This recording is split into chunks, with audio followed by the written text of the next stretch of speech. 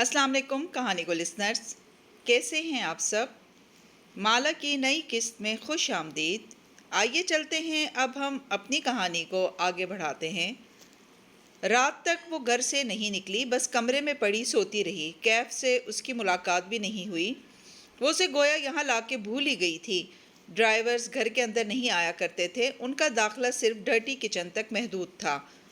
उनके लाउंज से मुल्हका बड़ा सा किचन क्लीन किचन कहलाता था। क्लीन किचन से एक दरवाज़ा छोटे से डर्टी किचन में खुलता था और डर्टी किचन से एक दरवाज़ा बाहर की तरफ, ताकि मुलाजिम यानी सलीम बाहर से ही डर्टी किचन में आए और अपना नाश्ता चाय वगैरह बना के वहीं से रुखसत हो जाए। माँ को मर्द मुलाजमों का घर के अंदर आना पसंद नहीं था। खाना अलबत्ता सबका माँ खुद बनाती थी, वो किसी और के हाथ का खाना नहीं खा सकती थी, बल्कि अक्सर अपने मुलाजमों की फरमाइश पे खाने और मीठे बनाया करती थी। माँ ही कहती थी, माँ ने इनको मुलाजिम नहीं रखा, उन्होंने माँ को मालिक रखा हुआ है। बख्त और सलीम का कमरा बेसमेंट में था। बेसमेंट की सीढ़ियाँ घर के बाहर से थीं ताकि मुलाजमों से प्राइवेसी रहे। उन्होंने कैफ को भी बेसमेंट में एक कमरा दे दिया था, जिसे उसने चुपचाप कबूल कर लिया। सुबह फजर पे उसकी आंख लाउंज में होती कटपट से खुली। उसे मालूम था ये माँ होगी। माँ फजर खूब शोर करके पढ़ा करती थी ताकि इनके बच्चों की नींद ऐसे ख़राब हो कि वो दोबारा सो न सकें। इस्लामाबाद में नमाजें ऊपर हो जाया करती थीं, लेकिन लाहौर में मजाल थी कि ऐसा हो। वो नमाज पढ़ के जाए नमाज पे बैठी और सोचा कि क्या दुआ मांगे। उसे इस वक्त सबसे ज़्यादा क्या चाहिए था? नया बिजनेस। वो दोबारा से बरसरे रोज़गार हो जाए, अपने पैरों पे खड़ी हो जाए और अब से कोई मर्द उसे ज़हीर की तरह धोखा न दे सके। दुआ मांग के वो उठी और जमाई लेते हुए खिड़की के सामने आई तो रुक गई। अंधेर लॉन में गार्ड रूम के सामने वो घास पे जायनमाज डाले दो जानू बैठा था। वो शायद तमाज पढ़ चुका था, अब बस यूं ही सर झुकाए बैठा तस्बीह के दाने गिरा रहा था। इसे बहुत अजीब लगा। माना कि बहुत से लड़के लापरवाह और मगरबी हुलिये के बावजूद नमाजें पढ़ते हैं, लेकिन तस्बीह उसे नहीं याद उसने कभी किसी नौजवान को हाथ में तस्बीह पकड़े देखा हो। वो खुद भी तस्बीहों की आदी नहीं थी, वक्त ही नहीं मिलता था। कैफ जमाल तस्बीह पढ़ता था, अजीब बात थी। सुबह वक्त भी जब उसके कमरे में कॉफ़ी लाई तो इसे हैरत हुई। आपको कब से कॉफ़ी बनानी आ गई? इस मोए ड्राइवर ने बनाई है। मैंने उसे चाय की चीज़ें पकड़ाई तो बाबू आगे से बोला, मैं चाय नहीं पीता, मुझे कॉफ़ी मेकर दो। उसकी नकल करके बोली। फिर खुद ही किचन से मोहित भाई का पुराना कॉफ़ी मेकर ढूंढ लाया और सेट कर दिया। बाजार से मोटे बीजों वाले डब्बे भी ले आया और साथ ये मुझे पकड़ा दी कि मेरी बीबी यहीं पीती हैं। वो हंस दी। मुबीन मंजिल को पहली दफ़ा ऐसा रंग बरंगा मुलाजिम मिला था, वक्त भी से हजम नहीं हो रहा था। छोटी बाजी, इस लड़के को ज़रा फासले पे रखियो, मुझे ये वारदातिया लगता है। अच्छा वक्त भी, अब जाए और कैफ से कहे तैयार रहे, इसने मुझे सैलून लेकर जाना है। शाम में अज़ा के निकाह का फंक्शन था और सच छुकर उसके चेहरे पे एक भी पिंपल नहीं था, वरना अमूमन किसी फंक्शन से पहले ये पिंपल हाजिरी दिया करते थे। उसने घड़ी देखी, अभी फेशियल करवा ले तो शाम तक उसका असर आने लगेगा। वो बाहर आई तो कैफ गार्ड रूम के बाहर कुर्सी पे बैठा था। हाथ में स्केच बुक थी और वो पेंसिल से इस पे कुछ कर रहा था। उसे देख के खड़ा हो गया, स्केच बुक पीछे कर ली। आज जीन्स पे सफ़ेद टी शर्ट पहन रखी थी, पैरों में जॉगर्स थे और चेहरे की हल्की बड़ी शेव वैसी ही थी। क्या कर रहे हो? वो उसकी स्केच बुक को देखते हुए करीब चली आई। पर्स कोहनी पे टांगे, बाल केचर में बांधे, वो आंखों पे सियाह चश्मा लगाए हुए थी। कैफ के चेहरे पे झींप जाने का तासुर उभरा। रुखसार हल्के से गुलाबी हुए, या शायद धूप के बाइस उसे ऐसा लगा था। यूं ही फारिग वक्त में स्केचेस बनाता हूँ। क्या बना रहे हो? दिखाओ, वो दोस्ताना लहजे में कहती उसके ऐन सामने आ खड़ी हुई। अब वो दोनों धूप में थे, छाँव पीछे रह गई थी। कैफ ने स्केच बुक खोल के उसके सामने की सफ़े पलटाए। उस पर मोटर बाइक का सियाह सफ़ेद स्केच बना था। तुम्हें मोटर बाइक्स पसंद हैं? बहुत ज़्यादा। वो थोड़ा शर्मिंदा नज़र आ रहा था। माला ने गौर से स्केच को देखा। ये हैवी बाइक है, काफ़ी महंगी होती है। अगर तुम अपना नया बिजनेस इसलिए शुरू करना चाहते हो कि एक दिन तुम ये बाइक खरीद सको तो ये गलत अप्रोच है। नरमी से तंबीह की। उसे समझ में आ गया था कि वो नौजवान कर्ज़ों का शिकार क्यों था। महंगी बाइक्स का शौक़, महंगा लैपटॉप, कीमती फ़ोटोग्राफी आलात इंपोर्ट करवाना। वो अपनी बिसात से ऊंची जस्त लगाना चाहता था और ऐसे में ज़मीन इसके कदमों तले से निकल जाती थी। कैफ ने जवाब नहीं दिया, कार की तरफ बढ़ गया, जैसे वो इसकी बात से इत्तफाक नहीं करता था। वो खामोशी से ड्राइव कर रहा था जब सफ़ोरा की कॉल आने लगी। کیف کیسا کام کر رہا ہے؟ تم اس سے مطمئن ہو نا؟ مالا کا فون کار سے کنیکٹڈ تھا، آواز خود بخود سپیکرز پہ گونجنے لگی۔ ہاں، کیف اچھا کام کر رہا ہے، کافی سمارٹ اور سمجھدار ہے، ساتھ ہی اپنے نئے بزنس پلان کو بھی وقت دیتا ہے۔ وہ سادگی سے کہتے ہوئے باہر دیکھ رہی تھی۔ وہ ان لوگوں میں سے نہیں تھی جو کسی کو اس کے سامنے اس لیے نہیں سراہتے کہ وہ سر نہ چڑھ جائے۔ جو سچ ہو اسے کہہ دینا چاہیے۔ سمارٹ ہوتا تو اب تک کامیاب ہو چکا ہوتا، اس کے لیے اچھا ہے کہ تمہارے پاس ہی جاب کرتا رہے، ورنہ اس کا اپنا کام کبھی کامیاب نہیں ہونا۔ اور ہاں، بس یہ دھیان کرنا کہ وہ تم سے ایکسٹرا پیسے ویسے نہ لے، تھوڑا سا لالچی بھی ہے، میرا کزن ہے نا، مجھے اس کا پتہ ہے۔ صفورہ اتنا تیز تیز بولے جا رہی تھی کہ اسے سپیکر آف کرنے کا موقع ہی نہیں ملا۔ بے اختیار کیف کے کندھے کی پشت کو دیکھا، وہ خاموشی سے ڈرائیو کر رہا تھا۔ اف، ہے کہاں وہ؟ ذرا بات کرواؤ میری۔ صفورہ اپنے ایک اچھی دوست ہونے کا ثبوت دے رہی تھی۔ کیف نے ایک ہاتھ ہلا کے نفی کا اشارہ کر دیا، کہا کچھ نہیں۔ چونکہ بیک ویو مرر اوپر کی طرف تھا، وہ اس کا چہرہ نہیں دیکھ سکتی تھی۔ ابھی وہ مصروف ہے، تم بعد میں اسے خود ہی کال کر لینا۔ کال بند ہونے کے بعد بھی کار میں ایک عجیب سی ٹینشن پھیل گئی۔ اس کو معلوم نہیں تھا کہ تم سن رہے ہو۔ وہ کچھ غلط نہیں کہہ رہی تھی۔ کیف جمال ایک لوزر ہے اور رہے گا۔ اس کا لہجہ سپاٹ تھا۔ جان میکس ویل کہتا تھا، تم پیسے سے نہیں جیت سکتے، اس کو کمانے پہ فوکس کرو تو مادیت پرست کہلاؤ گے۔ کمانا چاہو اور نہ کما سکو تو لوزر ہو، بہت کما کے خرچ نہ کرو تو کنجوس ہو، اگر کما کے خرچ کرتے رہو تو فضول خرچ ہو، اگر کمانے کی فکر نہ کرو تو تم ان ایمبیشس ہو، اگر بڑھاپے تک بہت سے پیسے کے مالک ہو تو تم بیوقوف ہو کہ اس پیسے کو قبر میں لے جانا چاہ رہے تھے۔ پھر کیا کرنا چاہیے پیسے کے ساتھ؟ پیسے سے جیتنے کا بس ایک ہی طریقہ ہے باس، اس کو مٹھی میں نہیں دبا لینا بلکہ ڈھیلی گرفت کے ساتھ اس کو پکڑنا ہے اور پھر کھلے دل سے اس کو قابل قدر چیزوں کو حاصل کرنے پہ صرف کرنا ہے۔ ذرا توقف سے بولا، آپ سے ایک درخواست ہے، دوبارہ ان کی کال آئے تو مجھ سے بات مت کروائیے گا، ان کا میرے اوپر احسان ہے، میں نہیں چاہتا کہ آپ کے سامنے ان کو کچھ ایسا بول دوں جس پہ مجھے بعد میں شرمندگی ہو۔ ساری بات ہی ختم ہو گئی تھی، کاش وہ سپیکر آف رکھتی۔ سیلون ایک کمرشل بلاک کی 2 منزلوں پہ پھیلا تھا، تیسری اور چوتھی منزل پہ کوئی جم تھا۔ وہ اترنے لگی تو کیف نے پوچھا کہ کیا وہ اسے اندر دروازے تک چھوڑنے آئے، مگر کشمالہ نے منع کر دیا۔ سیلون اس کی کزن کا تھا، یوں ہی اس نوجوان کو ساتھ دیکھ کے باتیں بنتیں۔ اسے وہاں 2 گھنٹے لگ گئے۔ جب وہ واپسی پہ لفٹ میں سوار ہوئی تو اندر کوئی اور بھی تھا، ایک ہٹا کٹا سا آدمی جو اس کی طرف پہلو کیے کھڑا تھا۔ وہ نظر انداز کر کے اندر آئی اور گراؤنڈ فلور کا بٹن دبایا۔ جو کچھ ہوا ایک لمحے میں ہوا، کسی نے اس پہ پیچھے سے حملہ کیا۔ وہ اوندھے منہ نیچے گری، سر کے پچھلے حصے میں درد کی شدید لہر اٹھی، آنکھوں کے آگے اندھیرا چھا گیا۔ باس، باس! کشمالہ نے آنکھیں کھولی، بصارت کے آگے اب بھی دھند تھی۔ اس نے پلکیں جھپکائیں۔ وہ لفٹ کے فرش پہ چہرے کے بل گری ہوئی تھی، اس کے سامنے پنجوں کے بل بیٹھا اسے پکار رہا تھا۔ وہ بددقت ہتھیلی کے بل اٹھی، پھر چونک کے ادھر ادھر دیکھا۔ لفٹ کا دروازہ کھلا ہوا تھا، وہ گراؤنڈ فلور تھا، باوردی گارڈ باہر کی طرف کھڑا تھا اور کیف اس کے سامنے بیٹھا تھا۔ آپ ٹھیک ہیں؟ وہ فکرمندی سے پوچھ رہا تھا۔ اس کا ہاتھ بے اختیار سر کے پچھلے حصے کی طرف گیا، درد کی ٹیس ابھی تک اٹھ رہی تھی۔ کیا ہوا مجھے؟ اس نے الجھن سے ادھر ادھر دیکھا۔ لفٹ نیچے آئی تو آپ اندر بے ہوش تھی، گارڈ کو معلوم تھا کہ آپ کس کار سے نکلی تھیں، اس لیے وہ مجھے بلا لایا۔ آپ کی طبیعت ٹھیک ہے؟ ہاں، میں ٹھیک ہوں، چلو۔ وہ تکلیف برداشت کرتے ہوئے اٹھنے لگی۔ مگر ہوا کیا تھا؟ وہ تشویش سے اسے دیکھ رہا تھا۔ چلو نا۔ اس سے پہلے کہ لوگ جمع ہوتے وہ اٹھ کھڑی ہوئی، سر گھوم رہا تھا لیکن وہ بظاہر خود کو سنبھالے قدم اٹھانے لگی۔ پرس مجھے دیں۔ اس نے نرمی سے اس کے ہاتھ سے پرس لے لیا، پھر وہ گارڈ کے سامنے رکا، بٹوے سے 500 کا نوٹ نکال کے اسے تھمایا، اس کا شکریہ ادا کیا اور کشمالہ کے پیچھے چل دیا۔ کسی نے گارڈ کو روک کے پوچھا کہ کیا ہوا تھا۔ وہ ایک باجی سیلون آئی تھی، ان کی شاید طبیعت خراب ہو گئی تھی، میں ان کے شوہر کو پارکنگ سے بلا لایا۔ وہ قصہ بیان کر رہا تھا۔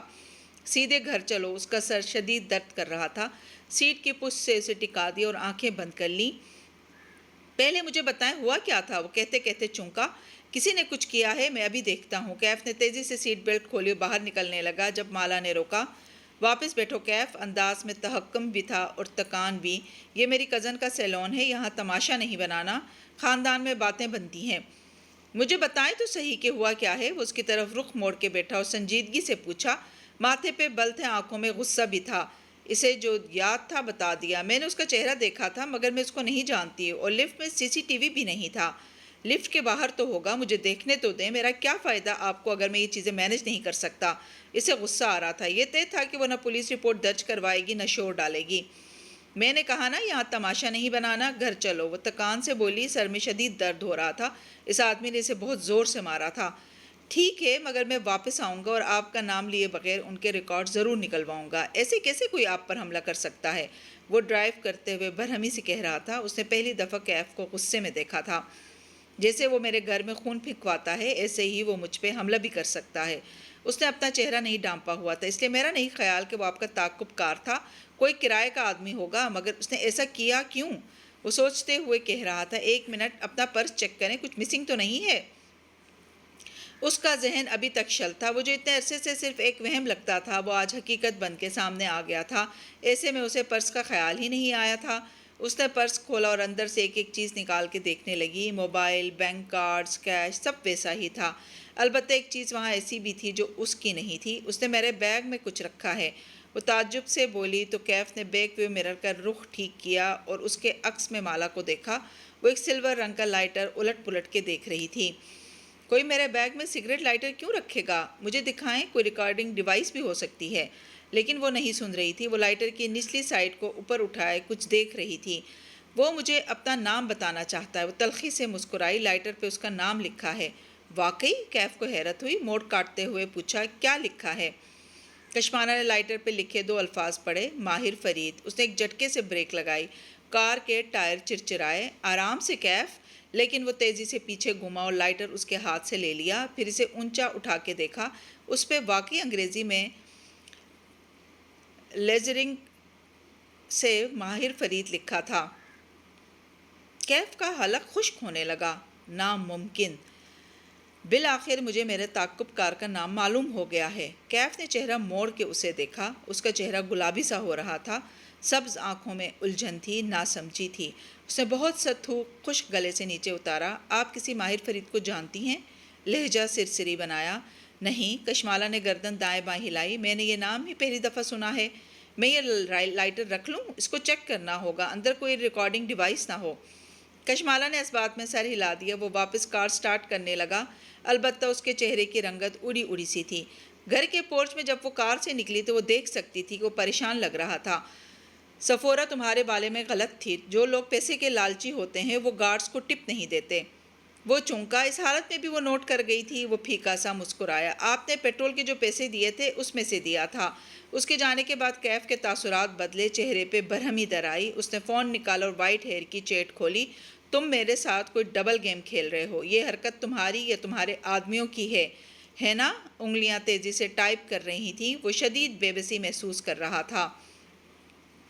اس شام مبین منزل میں گہما گہمی کا عالم تھا، سب شادی میں جانے کی تیاری کر رہے تھے۔ محیط کسی باتھ روم سے چلاتا اپنے کپڑے مانگ رہا تھا۔ ماں خود تخت پہ بیٹھی تھی، بالوں میں صبح ہی ہیئر ڈائی لگایا تھا، سو اب وہ سفید نہیں گہرے بھورے لگ رہے تھے۔ گہرے رنگ کا کامدار جوڑا پہنے وہ کلائیوں میں سونے کے کنگن پہن رہی تھی، لمبے بال کھلے تھے، بخت بھی ان میں کنگھی پھیر رہی تھی۔ سامنے گاؤ تکیے پہ ان کا موبائل کھڑا رکھا تھا جس پہ ماہی نظر آ رہی تھی۔ وہ کچن کاؤنٹر کے پیچھے کھڑی تھی، ایپرن پہنے، چھوٹے بالوں کی پونی بنائے، وہ پہلوؤں پہ ہاتھ رکھے تفتیشی نظروں سے انہیں دیکھ رہی تھی۔ ایئر رنگز دکھائیں مجھے، کینیڈا سے حکم آیا۔ ماں نے چہرہ ترچھا کر کے ایک کان دکھایا، ماہی نے ماتھے کو چھوا۔ اف ماں، یہ کیا 1910 والے کانٹے پہن لیے ہیں؟ وہ گرے سٹونز والے ٹاپس کہاں ہیں جو میں لبرٹی سے لائی تھی؟ کہاں رکھے ہیں؟ ماں سر جھکے اپنی جیولری باکس میں سے ڈھونڈنے لگی۔ ماہی کا حکم وہ نہیں ٹالا کرتی تھی۔ جیولری باکس کا سب سے نچلا خانہ دیکھے۔ ماہی کو یاد تھا، اسے ماں کی ہر چیز یاد رہتی تھی۔ ٹاپس وہیں تھے، ماں نے انہیں نکال کے اونچا کیا۔ وہ واقعی بہت حسین تھے۔ سونے کے کانٹے اتار کے انہیں کانوں میں پہنا تو چہرے کا وقار مزید بڑھ گیا۔ اچھا بتاؤ، شال کون سی لوں؟ وہ اپنی سمجھدار بیٹی سے پوچھ رہی تھی۔ مالا سے کہیں وائٹ والی شال نکال دے جس کا گرے بارڈر ہے۔ ماں نے مڑ کے دیکھا، مالا لاؤنج کی کرسی پہ بیٹھی موبائل پہ لگی تھی، کھوئی کھوئی سی۔ جب سے وہ سیلون سے آئی تھی وہیں بیٹھی تھی۔ مالا بیٹے، وہ وائٹ شال تو نکال دو، اور تم کب تیار ہوگی؟ پھر غور سے اس کا چہرہ دیکھا۔ تمہیں کیا ہوا ہے؟ کچھ نہیں، سر میں درد ہے، میں شال نکالتی ہوں۔ وہ اب وہاں سے اٹھ گئی۔ اس نے کمرے میں پہلے سے وہیں سفید شال نکال رکھی تھی، لیکن ماں کو دی نہیں تھی۔ ماں اسے تب پہنے گی جب ماہی کہے گی۔ ماں کو صرف ماہی کی چوائس پہ اعتبار تھا۔ ماہی یہاں ہوتی تھی تو فنکشنز وغیرہ پہ ماں کو خود تیار کرتی، جب سے وہ کینیڈا گئی تھی ویڈیو کال پہ یہی کام کرواتی۔ ماں کے کپڑے، حتیٰ کہ مالا کے بھی اکثر کپڑے ماں ہی لیا کرتی تھی۔ اس کو شوق تھا دکانداروں سے لڑ لڑ کے قیمتیں کم کروانے کا۔ یہ ٹاپس بھی اس نے مالا کے ساتھ ہی لیے تھے۔ مالا کہتی رہی کہ اب چھوڑ دو، وہ 1500 سے کم میں نہیں دے گا، لیکن ماہی بھی ڈٹی رہی، نہیں یہ مجھے 800 میں دے گا، دیکھ لینا۔ اور 15 منٹ بعد ماہی وہ ٹاپس 800 میں لے کر ہی ہٹی تھی۔ شال ماں کو دینے آئی تو ماہی ویڈیو کال پہ کہہ رہی تھی، فنکشن کی ساری تصویریں فوراً سے مجھے بھیجنی ہے آپ نے ماں، آپ کے باقی دونوں بچے ہر فنکشن میں مجھے بھول جاتے ہیں، ہائے کاش میں پاکستان میں ہوتی، اللہ کا شکر ادا کرتے ہیں ہر حال میں ماہی، ماں نے ٹوکا۔ شکر کرو اللہ نے تمہیں شادی کے 5 سال بعد خوشی دکھائی ہے، بس خوب کھاؤ پیو اور اپنا خیال رکھو، شادیاں تو ہوتی رہتی ہیں۔ ہاں چھوٹی بی بی، بخت بی بی ماں کے کندھے کے پیچھے سے کال میں شامل ہوئی۔ وہ کینیڈا کی کال پہ اتنا اونچا بولتی تھی کہ جیسے آواز ہوا کے دوش پہ کینیڈا جانی ہے۔ تیری ماں نے بڑی دعائیں کی ہیں تیری گود ہری ہونے کے لیے، ہر وقت کہتی تھی اللہ میری ماہی کو بچہ دے، تو بس اپنا خیال رکھ۔ وہ تو ٹھیک ہے، لیکن یہ بات کی نوکری نہ ہوتی تو میں کبھی کینیڈا نہ رہتی، بورنگ ٹھنڈا ملک۔ ماہی روحانسی ہو کے بولی، پھر کچھ یاد آیا، شادی پہ کبیرت آئی بھی ہوں گی نا؟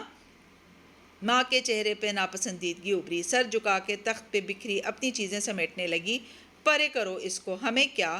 دیکھنا آپ وہ شادی پہ آئیں گے اور سارے رشتہ دار آپ کو جلانے کے لیے ان کے پاس جا کے خوب ہنسیں بولیں گے، دیکھنا۔ معید تیار ہو کے آ گیا تھا اور اب صوفے پہ بیٹھ کے جوتے پہن رہا تھا، منہ میں بڑبڑایا، لاہور اس کے مضافات میں غیبتوں کا وقت ہوا چاہتا ہے۔ ماہی اس بات کا کرارا سے جواب دیتی، لیکن اسے کچھ نظر آیا تھا۔ اسکرین پہ چہرہ قریب کیا اور تفتیشی انداز میں سوال کیا، یہ باہر لان میں کون ہے؟ ماہی کی تیز نظریں ماں کے پیچھے کھڑی کھڑکی پہ جمی تھیں۔ ماں نے ایک نظر کھڑکی کو دیکھا جہاں لان میں موبائل پہ لگا کیف ٹہلتا نظر آ رہا تھا۔ اپنی بہن سے پوچھو وہیں ساتھ لائی ہے۔ ماں نے مالا کو فون پکڑا دیا اور خود گھٹنوں پہ ہاتھ رکھ کے اٹھی۔ ان کا رخ کمرے کی جانب تھا، ابھی انہوں نے جوتے پہننے تھے۔ میرا ڈرائیور ہے اور اسسٹنٹ بھی۔ مالا نے فون تھام لیا، ماہی بڑی دلچسپی سے دیکھ رہی تھی۔ ذرا قریب سے دکھاؤ اس کی شکل۔ ماہی کی آنکھوں میں شرارت ابھری، اپنے سامنے لاؤنج میں کام کرتے ہوئے عباد کو دیکھ کے اونچا سا بولی، بڑا عرصہ ہو گیا کوئی ہینڈسم آدمی نہیں دیکھا۔ عباد پہ اثر نہیں ہوا، لیپ ٹاپ سے نظریں ہٹائے بغیر بولا، آئینہ دیکھ لو، خود بھی تم کسی مرد سے کم نہیں لگ رہی۔ ماہی کی ہنسی غائب ہوئی، چہرہ سرخ ہوا۔ سنو تم لوگ شادی اٹینڈ کرو، میں ذرا آتی ہوں۔ اس نے فون بند کر دیا۔ برٹش کولمبیا میں اب جنگ عظیم چھڑنے والی تھی۔ نکاح کا وینیو سفید اور سبز رنگ میں سجا تھا، اونچی چھت سے جگہ جگہ فانوس لٹک رہے تھے، اسٹیج بھی سفید پھولوں اور سبز پتوں سے مزین تھا اور مہمانوں کی میزوں کے گرد رکھے صوفے بھی سفید تھے۔ وہ ماں کے ساتھ ایک 3 سیٹر صوفے پہ بیٹھی تھی۔ ماں چند رشتہ دار خواتین سے باتوں میں مصروف تھیں۔ معید ہم عمر کزنز کی طرف چلا گیا تھا، لیکن وہ خود کو یہاں زیادہ محفوظ تصور کر رہی تھی۔ اگر وہ کزنز میں گئی تو سب کی زبان پہ ایک ہی سوال ہونا تھا، اوشن بند کیوں ہو گیا اور کیا اب وہ جاب لیس ہو گئی ہے؟ اور اس وقت وہ اس سوال کا سامنا کر کے موڈ نہیں خراب کرنا چاہتی تھی۔ ویسے بھی اسے ماں پہ نظر رکھنی تھی، ان کی شوگر کنٹرول میں نہیں تھی اور شادیوں پہ تو وہ کچھ زیادہ ہی دل کھول کے کھاتی تھی۔ معید ان کی شوگر کا اتنا دھیان نہیں رکھتا تھا کہ وہ گھر ہی کب ہوتا تھا، لیکن آج وہ دیکھے گی کہ ماں کیسے میٹھا کھاتی ہے۔ ماں ٹیک لگائے بیٹھی تھی، شال ایک کندھے پہ تھی، شیفون کا گرے دوپٹہ سر پہ تھا۔ وہ ہلکے کاجل اور لپسٹک کے ساتھ بہت باوقار لگ رہی تھی، کسی کو اپنے گھٹنوں کے درد کا بتا رہی تھی اور رشتہ دار خاتون ان کو کوئی دیسی ٹوٹکا بتا رہی تھی جو ان کے میاں نے فیس بک پہ پڑھا تھا۔ واقعی حورِ جہاں جیسی خوبصورتی اسے ماہی یا معید کو نہیں ملی تھی۔ Not fair. اللہ تعالیٰ آسمان کو شاکی نظروں سے دیکھا۔ حورے بھابی، آپ گھٹنوں کا آپریشن کروا ہی لیں، میں نے خود کروایا ہے، سمجھو نئی زندگی مل گئی ہے، خاتون نے مشورہ دیا۔ ماں کا نام حورِ جہاں تھا، حور کے نیچے زیر تھی، اسے حورِ جہاں پڑھتے تھے، اسی لیے بہت سے رشتہ دار ان کو اب بھی حورے کہتے تھے۔ نہ بابا نہ، میں نے نہیں آپریشن کروانا۔ ماں نے ناک سے مکھی اڑائی، انسان کبھی پیچھے کو نہیں پلٹتا ہوتا، اب جیسے ہیں گھٹنے ویسے ٹھیک ہیں۔ ماں، اس نے ماں کے قریب سرگوشی کی، آپ نے مجھ سے وعدہ کیا ہے نا کہ آپ میٹھا نہیں کھائیں گی؟ آج صبح آپ کی فاسٹنگ شوگر 140 تھی، نرمی سے تنبیہ کی۔ ماں دوسری جانب جھک کے ان خاتون سے کسی بہت اہم موضوع پہ بات کرنے لگی، یوں ظاہر کیا جیسے مالا کی بات سنی ہی نہ ہو۔ دفتن ساتھ بیٹھی مومانی کسی کو دیکھ کے اٹھ کھڑی ہوئی، کشمانہ نے نظریں اوپر اٹھائیں۔ سامنے نگینہ آنٹی کھڑی تھی، وہ جو اس روز اسلام آباد میں اپنے بیٹے کے ساتھ ماموں کے پورشن میں آئی تھیں۔ انہوں نے سفید سلک کا ڈریس پہن رکھا تھا، سر پہ دوپٹہ تھا۔ وہ مسکرا کے پہلے مومانی سے ملی، پھر ماں سے۔ ماں ان کو دیکھ کے خوش ہوئی، اپنے پاس صوفے پہ جگہ دی۔ تم کب آئی دبئی سے؟ زیاد اور میں پچھلے ہفتے آئے ہیں، اتنے عرصے بعد کسی خاندان کی شادی میں شرکت کر رہے ہیں۔ یہ کون سی والی بیٹی ہے تمہاری ماشاءاللہ سے؟ انہوں نے مسکرا کے مالا کی طرف دیکھا تو وہ بھی مسکرا دی۔ میں کشمالا ہوں، مجھ سے چھوٹی ماہی کینیڈا میں ہوتی ہے۔ ارے ہاں، تم تو اسلام آباد ہوتی ہو نا، ہم تمہارے ماموں کی طرف گئے تھے اس دن۔ نگینا آنٹی نے ممانی کو دیکھ کے کہا، پتہ چلا تم سو رہی ہو، ورنہ ضرور ملاقات ہوتی۔ جی مجھے پتہ چلا تھا، وہ مسکرا کے بولی۔ زیاد کیسا ہے، کیا کر رہا ہے آج کل؟ ماں رسمن نگینا بیگم سے پوچھنے لگی۔ زیاد رائٹر ہے، کتابیں لکھتا ہے، ساتھ ایک ڈیجیٹل مارکیٹنگ فرم میں بہت اچھی جاب بھی کر رہا ہے، مگر بڑے عرصے سے کچھ لکھا نہیں۔ کہتے ہوئے نگینا آنٹی کی آواز میں اداسی گھل گئی۔ مالا کی متلاشی نظریں سارے میں گھومی اور پھر وہ اسے نظر آ ہی گیا۔ وہ کچھ مردوں کے ایک گروپ کے ساتھ کھڑا تھا، ٹال، ڈارک اینڈ ہینڈسم، سیاہ بالوں کو جیل سے پیچھے کیے، وہ دوسرے کزنز کی طرح کرتے شلوار میں ملبوس تھا۔ اس وقت وہ سنجیدگی سے کسی کی بات کا جواب دے رہا تھا، دن کی روشنی میں زیادہ جاذب نظر تھا۔ اس کی منگنی کی تھی تم نے کچھ عرصہ پہلے، کوئی مسئلہ ہوا تھا پھر؟ ماں کو یاد آیا۔ بظاہر دوسری طرف دیکھتی کشمالا کے کان کھڑے ہو گئے۔ بس بھابھی کیا بتاؤں، اس کی منگیتر کی ایکسیڈنٹ میں ڈیتھ ہو گئی تھی، وہ زیاد کی اپنی پسند تھی، اس نے دل پہ بہت بوجھ لے لیا ہے، 1.5 سال ہو گیا اس بات کو، اب میرا بیٹا شادی کا نام ہی نہیں لیتا۔ نگینا بیگم دور نظر آتے اپنے بیٹے کو دیکھ کے اداسی سے بولی۔ ماں بھی افسوس سے خاموش ہو گئیں۔ ہورے بھابھی، آپ اتنی نیک ہیں، انہوں نے ماں کے گھٹنے پہ ہاتھ رکھا، آپ میرے زیاد کے لیے دعا کیا کریں، کوئی اس ٹراما سے نکل آئے اور نئی زندگی شروع کرے۔ کیوں نہیں نگینا، میں ضرور دعا کروں گی، ماں نے خلوص سے دل سے کہا۔ ایک بلند آواز کانوں میں پڑی تو کشمالا نے چونک کے نظریں گھمائیں۔ سبززار کے انٹرنس پہ ایک اونچا نسوانی کہا گونجا تھا۔ یہ اس بات کا غماز تھا کہ کبیرہ بیگم پہنچ چکی تھیں۔ یہ طے تھا کہ وہ ہر فنکشن پہ جان بوجھ کے دیر سے آتی تھیں تاکہ ہر نظر ان کی طرف اٹھے، اور واقعی وہ اتنی خوبصورت تھیں کہ ایسا ہی ہوتا تھا۔ آج بھی وہ انٹرنس پہ چند خواتین کے جھمگھٹے میں کھڑی اونچے کہکہے لگاتے ہوئے سب کی توجہ گھیر رہی تھیں۔ نیلے رنگ کی سلیو لیس ساڑی میں ملبوس تھیں، کانوں اور گردن میں چمکتے ہوئے ڈائمنڈز پہن رکھے تھے، بال بوائے کٹ میں کٹے تھے، اگر لمبے رکھتی تو زیادہ خوبصورت لگتی، لیکن وہ جانتی تھیں کہ تائی بال چھوٹے کیوں رکھتی ہیں، ان کی بھی ایک مضحکہ خیز سی وجہ تھی۔ اب وہ چلتی ہوئی باری باری مہمانوں سے ملتی جا رہی تھی، اپنی طرف بڑھتے ہاتھوں کو غرور سے ذرا سا ملا کے چھوڑ دیتی۔ ممانی ان رشتہ داروں میں سے تھی جن کی کبیرہ تائی سے بہت بنتی تھی۔ وہ ان کو دیکھ کے اٹھ کھڑی ہوئی اور نگینہ سے بولی، آپ نے نہیں ملنا کبیرہ سے؟ نہیں تابندہ، میرا کبیرہ سے کوئی رشتہ نہیں، البتہ میرا حورِ جہاں بابی سے رشتہ ہے۔ اگر کبیرہ حورِ جہاں بابی سے ملنے خود نہیں آ سکتی تو میں کیوں جا کے اس سے ملوں؟ پھر چہرہ موڑ کے ماں کو دیکھا۔ ہاں تو آپ کہہ رہی تھیں؟ سادہ دو ٹوک انداز، ممانی پہ تو گھڑوں پانی پڑ گیا۔ کشمالا اندر ہی اندر مسکرا دی۔ کوئی تو رشتہ دار تھا جو ماں کا ساتھ دے رہا تھا، ورنہ سب کبیرہ کی دولت کی چمک دمک سے اتنے متاثر تھے کہ اس کے گرد مکھیوں کی طرح بھنبھناتے تھے۔ ماہی کے میسیجز آ رہے تھے، تصویریں بھیجو۔ اس کے فون کی بیٹری کم تھی اور وہ بیٹری پیک کار میں بھول آئی تھی۔ اس نے کیف کو کال کی اور اسے بیٹری پیک لانے کو کہا۔ کیف جب سفید پھولوں سے سجے وسیع ہال میں آیا تو اسے سامنے ہی نظر آ گئی، صوفوں پہ خواتین کے ایک گروپ میں بیٹھی، وہ ٹانگ پہ ٹانگ جمائے بس مسکراتے ہوئے سب کی باتیں سن رہی تھی۔ اس نے آف وائٹ کامدار ڈریس پہن رکھا تھا، بال چہرے کی ایک طرف ڈالے ہوئے تھے، کانوں میں بڑے بڑے سلور جھمکے نظر آ رہے تھے۔ اس کا چہرہ سادہ تھا، جلد اعتبار کرنے والا، آنکھیں ذہین تھیں لیکن چالاک نہ تھیں، ایسی آنکھیں جو مہربان ہوتی ہیں، شک نہیں کرتی، انتقام نہیں لیتی، وہ لوگوں کی اچھائی پہ نظر رکھتی ہیں۔ اور وہ ایسی لڑکی کو دھوکہ دے رہا تھا۔ کیف کے چہرے پہ کرب ابھرا، اس کا دل برا ہونے لگا۔ ایک لمحے کے لیے اس کا دل چاہا کہ وہ اسے ایک کونے میں لے جائے اور اس کو بتائے کہ اس سے بڑی غلطی ہو گئی تھی، وہ جھوٹ اور دھوکے کے ساتھ مالا کی زندگی میں شامل ہوا تھا۔ اب بھی وقت تھا، وہ سب کچھ کلیئر کر سکتا تھا، اس سے معافی مانگ سکتا تھا۔ وہ اس مہربان لڑکی کو بتانا چاہتا تھا کہ کسی کے پاس اس کی تصویر ہے اور وہ اسے نقصان پہنچانا چاہتا ہے، اور وہ کوئی عام شخص نہیں ہے، وہ ایک سائیکوپیتھ ہے، کوئی عام شخص ایسی البم نہیں بناتا۔ مالا نے اسے دیکھ لیا تھا، وہ صوفے سے اٹھ کے اس کی طرف آ گئی۔ کیف نے بیٹری پیک اس کی طرف بڑھا دیا، بولا کچھ نہیں، وہ یہ سب اسے نہیں بتا سکتا تھا، اس کی اپنی مجبوریاں تھیں، سچ بولنا جھوٹ بولنے سے زیادہ تکلیف دہ تھا۔ تھینک یو کیف، وہ بیٹری پیک پکڑتے ہوئے مسکرائی۔ وہ دونوں ایک پھولدار ستون کے ساتھ آمنے سامنے کھڑے تھے۔ میں سیلون گیا تھا، میں نے آپ کا نام نہیں لیا، جم کے کیمرے کا رزلٹ بہت مدھم تھا، آپ کے بتائے حلیے کا شخص لفٹ میں سوار ہوا تھا اور واپس جم میں ہی اتر گیا تھا، لیکن اس کی شکل واضح نہیں ہے، میں نے فوٹیج آپ کو ای میل کی ہے۔ کیا فائدہ، میں اس کو نہیں پہچانتی تھی۔ آر یو شیور آپ کسی ماہر فرید کو نہیں جانتی؟ اس نے لہجے کو سرسری سا بنایا۔ کشمالا نے کندھے اچکا دیے۔ جو آج ہوا ہے وہ اچھا نہیں ہوا، یہ دوبارہ بھی ہو سکتا ہے۔ پولیس تک آپ نہیں جانا چاہتی، اس لیے آئندہ آپ میرے بغیر کہیں نہیں جائیں گی، میں قریب رہوں گا۔ کیف اسے غور سے دیکھتے ہوئے کہنے لگا، لیکن مجھے لگ رہا ہے کہ آپ نے مجھے سب کچھ نہیں بتایا۔ آپ پولیس تک کیوں نہیں جانا چاہتی؟ کچھ ہے جو آپ اپنے تعاقب کار کے بارے میں جانتی ہیں۔ آواز دھیمی کی، دیکھیں میں آپ کا باڈی گارڈ ہوں، آپ کو مجھ پہ اعتبار کرنا ہوگا۔ اگر آپ کچھ بھی اور جانتی ہیں تو مجھے بتا دیں، کچھ بھی ایسا جو ابھی تک آپ نے مجھے نہیں بتایا۔ وہ چند لمحے اسے دیکھتی رہی، پھر ایک قدم آگے ہوئی۔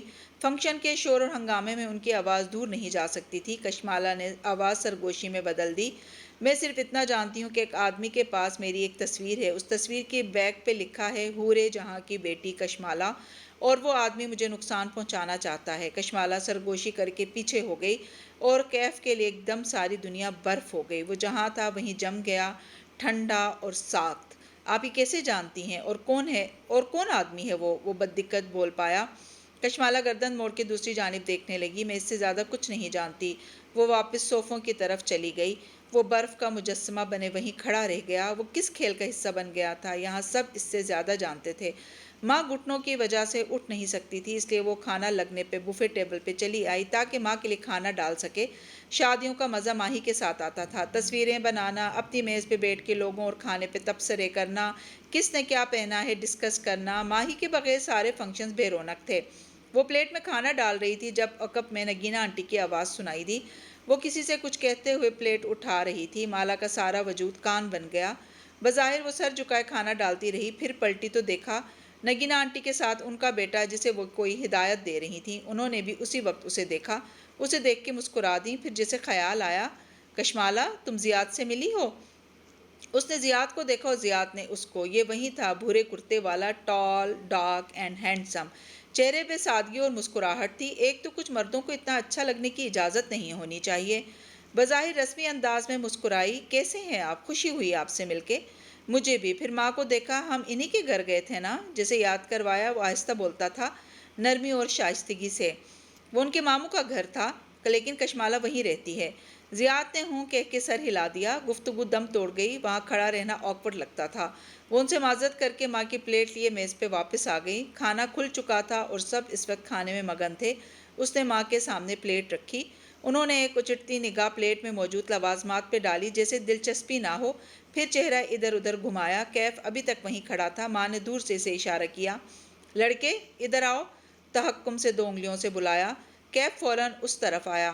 پہلے بتاؤ تم کون ہو؟ میں نے تمہیں کہیں دیکھا ہے۔ ماں نے سر سے پیر تک اسے گھورا۔ کیف نے بے اختیار مالا کو دیکھا، پھر ماں کو۔ میں کشمالہ بی بی کا ڈرائیور ہوں، کیف جمال۔ جو بھی ہو، وہ پیچھے دیکھو، ٹیبل پر سفید رنگ کی کیا چیز رکھی ہے؟ وہ سفید رنگ کی چیز ڈیزرٹ ہے ماں، اور آپ وہ نہیں کھا سکتی، وہ دھیمی مگر سخت آواز میں بولی۔ ماں نے اسے گھور کے دیکھا، میری ماں نہ بنو۔ پھر انہی خشمگی نظروں سے کیف کو دیکھا، جاؤ لے کر آؤ۔ اس نے فوراً کشمالہ کو دیکھا جس نے نفی میں گردن ہلائی۔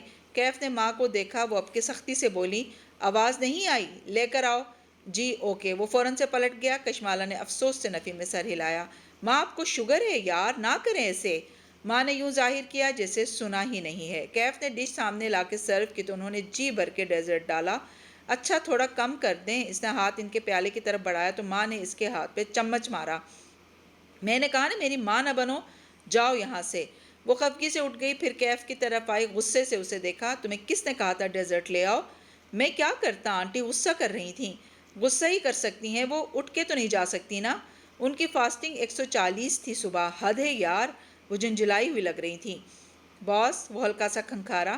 آنٹی نے مجھ سے پوچھا کہ میں کون ہوں۔ وہ کل سے مجھ سے 3 دفعہ یہی سوال پوچھ چکی ہیں۔ ماں کی عادت ہے مذاق کرنے کی، اب ان کو کچھ میٹھا نہیں دینا، اوکے؟ وہ تنبیہ کر کے آگے بڑھ گئی۔ وہ بس اسے جاتے دیکھتا رہا۔ اس کا موڈ ماں کی اس حرکت پہ خراب ہو گیا تھا۔ وہ ویسے ہی بد دلی سے سینے پہ بازو لپیٹے بوفے ٹیبل کے ساتھ کھڑی ہو گئی۔ اکثریت کھانا ڈال چکی تھی، اس لیے یہاں رش کم تھا۔ تبھی قریب میں کوئی کھنکھارا، آپ کھانا نہیں کھا رہی؟ وہ چونکی، پھر سنبھلی، چہرے کے زاویے درست کیے۔ وہ زیاد تھا، ہاتھ میں پلیٹ لیے اس کے قریب آ رہا تھا۔ تشویش سے اسے دیکھا، پھر گردن موڑ کے اس میز کو جہاں ماں بیٹی مزے سے ڈیزرٹ کھا رہی تھی۔ زیاد ہلکا سا ہنس دیا۔ اچھا، آپ کی بھی اپنی امی سے یہی لڑائی چلتی رہتی ہے؟ کشمالہ نے افسوس سے ماں کی طرف دیکھا۔ میں ان کے گھٹنے کی سرجری کروانا چاہتی ہوں۔ شوگر کنٹرول نہیں ہوگی تو سرجری کیسے ہوگی؟ اس کا ایک حل ہے، وہ سنجیدگی سے بولا۔ اس کا ایک حل ہے، وہ سنجیدگی سے بولا، پھر اپنی پلیٹ اس کی طرف بڑھائی۔ 2 منٹ یہ پکڑیں۔ کشمالہ نے ناسمجھی کے انداز میں پلیٹ پکڑی۔ زیاد گھوم کے بوفے ٹیبل کے دوسری طرف گیا، ایک پیالہ چمچ اٹھایا اور واپس آیا۔ اب وہ ڈش سے ڈیزرٹ پیالے میں نکال رہا تھا۔ وہ مسکرا دی۔ اس کا حل یہ ہے کہ آپ پریشان نہ ہوں اور کچھ کھا لیں۔ وہ پیالہ لے کر مسکراتا ہوا اس کے سامنے آیا، اسے پیالہ تھمایا اور اپنی پلیٹ واپس لی۔ تھینک یو، مگر میں میٹھا نہیں کھاتی۔ اس نے پیالہ رکھا نہیں، پکڑے کھڑی رہی، لیکن اسے ڈیزرٹ نہیں پسند تھا، سو یہ طے تھا کہ وہ نہیں کھائے گی۔ اچھا، وہ حیران ہوا، اپنی پلیٹ سے چاولوں کا چمچ بھرا۔ اس دن تو آپ ٹیرس پہ براؤنیز کھا رہی تھیں۔ اوف، اس نے اسے دیکھ لیا تھا۔ اچھا، مجھے یاد نہیں۔ کندھے بے نیازی سے اچکا دیے، پھر بات بدلنے کو بولی، آپ کیا لکھ رہے ہیں آج کل؟ زیاد نے گہری سانس لے کر سر جھکا دیا۔ وہ چمچ سے چاول ادھر ادھر مکس کرنے لگا۔ میں آج کل رائٹرز بلاک کا شکار ہوں۔ پاکستان آیا تھا کہ یہاں بیٹھ کے شاید کچھ لکھ سکوں، لیکن نہیں لکھ پا رہا۔ کیا لکھنا چاہ رہے ہیں آپ؟ زیاد نے آنکھیں اٹھا کے اسے دیکھا۔ وہیں جو سب شوق سے پڑھتے ہیں، ایک عظیم لو سٹوری۔ اس نے دیکھا زیاد سلطان کی آنکھیں اداس تھیں، ایسی آنکھیں جن کو محبت کے ہیپی اینڈنگ پہ بھروسہ نہیں ہوتا۔ اسے نگینہ آنٹی کی باتیں یاد آئیں۔ آپ کی سپر پاور کیا ہے؟ میری سپر پاور؟ وہ حیران ہوا۔ ہاں نا، ہر شخص کی ایک سپر پاور ہوتی ہے۔ آپ کس چیز میں اچھے ہیں؟ اگر آپ لو سٹوری لکھنے کے بجائے وہ لکھیں جس میں آپ اچھے ہیں، تو آپ کا یہ بلاک ختم ہو جائے گا۔ وہ مسکراہٹ دبائے سوچنے لگا، پھر اطراف میں نگاہ دوڑائی۔ میں رائٹر ہوں اور میرا مشاہدہ اچھا ہے۔ میں وہ نوٹ کرتا ہوں جو کوئی اور نوٹ نہیں کرتا۔ میں کیسے مان لوں؟ آزما کے دیکھ لیں۔ اچھا، اس کے چیلنج پہ مسکرائی۔ یہ جو سامنے لڑکی جا رہی، اس کے بارے میں کچھ بتائیں۔ نگاہوں سے اسٹیج کی طرف اشارہ کیا۔ وہاں عزا کی بہن ویٹرز کو ہدایات دیتی نظر آ رہی تھی۔ زیاد نے اس طرف دیکھا۔ اس کے پیر میں ہائی ہیلز کی وجہ سے درد ہے اور وہ شدید ان کمفرٹیبل ہے۔ پھر زیاد نے چہرہ گھما کے اگلا ہدف ڈھونڈا۔ وہ ویٹر جو ٹرے اٹھائے جا رہا ہے، اس کی ابھی ابھی بے عزتی کی گئی ہے، کیونکہ اس کے کان اور گال سرخ ہو رہے ہیں۔ آپ خود سے بنا رہے ہیں۔ آپ جانتے ہیں میں ان باتوں کی تصدیق نہیں کر سکتی۔ نہیں، میں سچ کہہ رہا ہوں، مثلاً آپ۔ اس نے ایک نظر غور سے کشمالہ کو دیکھا۔ اس کو اپنے دل کی دھڑکن بے ترتیب ہوتی محسوس ہوئی۔ کوئی سحر سا تھا اس شخص کی آنکھوں میں۔ آپ کے بارے میں کچھ بتاؤں؟ بتائیں۔ لیکن وہ اندر سے خائف ہوئی، کہیں وہ جان نہ لے کہ اس سے کتنا متاثر ہو رہی ہے۔ آپ کی گردن یا سر کے پچھلے حصے میں درد ہے۔ آپ گردن اس طرف نہیں موڑ رہی اور بار بار ہاتھ سے پیچھے دباتی ہیں۔ وہ جھینک کے ہنس دی، ہاتھ نیچے کیا۔ اوکے، مان لیا۔ تسلیم کرنے کے انداز میں سر ہلایا۔ Thank you. زیاد کے چہرے پہ حیران سی ممنونیت تھی۔ آپ کی اس نصیحت نے میری مدد کی ہے۔ شاید مجھے وہ نہیں لکھنا جو مجھ سے میری ایڈیٹر لکھوانا چاہتی ہے، بلکہ مجھے وہ لکھنا چاہیے جو میں انجوائے کروں گا۔ وہ مسکرا دی اور پیالہ لیے آگے بڑھ گئی۔ دور کسی سے بات کرتی کبیرہ بیگم نے غور سے ان دونوں کو باتیں کرتے دیکھا تھا۔ جی تو کہانی گو لسنرز، آج کی قسط آپ کو کیسی لگی؟ امید ہے کہ پسند آئی ہوگی۔ کمنٹس میں اظہار ضرور کیجیے گا، اور چینل پر نئے ہیں تو چینل کو سبسکرائب کرنا نہ بھولیں۔ شکریہ۔